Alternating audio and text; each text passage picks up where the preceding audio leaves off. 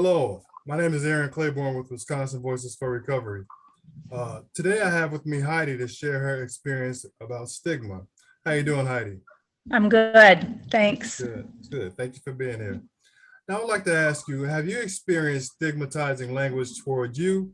And what are some of the stigmatizing words and language that you have experienced? Okay. Well, in my upbringing, we were very involved in the church and like Pentecostal charismatic type church. And so when I heard people talk about people who use drugs or alcohol, it was more like they're a sinner, they're rebelling, be in the lake of fire, that kind of thing. So it's pretty harsh. My dad had been an alcoholic, and then when I started partying in high school, what I got from my mom was being a sinner and being rebellious. And good girls are a certain way. And then girls that get drunk, those are the bad girls.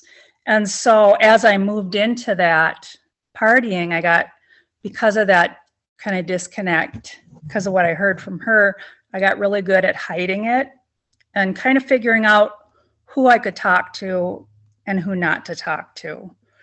And so that followed me through my life. That was high school. I'm 60 now. And it's been a struggle through a lot of difficult times in life where that word sinner is always popping up. And so that's been my experience. That was the language that I grew up with. Sinner, yeah, I can hear that. So Yeah. now I'd like to ask you, if you told someone about your substance use disorder, how do you think the stigma associated would affect the way they treat you? Well, it's interesting. I have both drug and alcohol dependencies. I'm in recovery. And so certain people, I might say I'm a recovering alcoholic. I live up in rural Wisconsin, and I was working in the school as an outreach worker. And I knew that if I ever said I'm recovering from drugs, those parents wouldn't want me around their kids. I knew that it could cost me my job. But then when I go into the jail and talk to the ladies, I'm just like, hey, I was a prostitute and a drug addict. So that type of thing, that's the freedom when you're with your people. But what I found more socially acceptable is saying a recovering alcoholic. And so I usually leave it at that. I usually don't say anything at all. And then unless I'm in a work environment or with, in recovery groups, then I can just be who I am. Yeah, there is certainly a difference. I'm sure Yeah. everyone who's in active recovery has had to deal with that. Right. Thank you for being here today and sharing your experience. Is there anything you'd like to add or say to the audience while we have like about a minute or two left?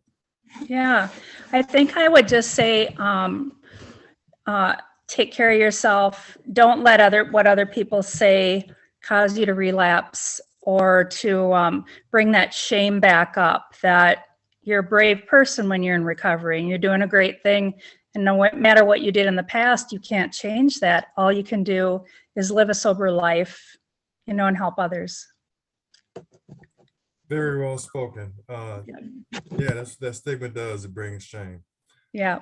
Well, thank you, Heidi, for being here. I really enjoyed it. I appreciate your time.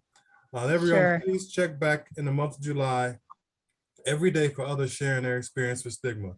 And have a great rest of your day. Heidi, thank you so much. Thanks, Aaron.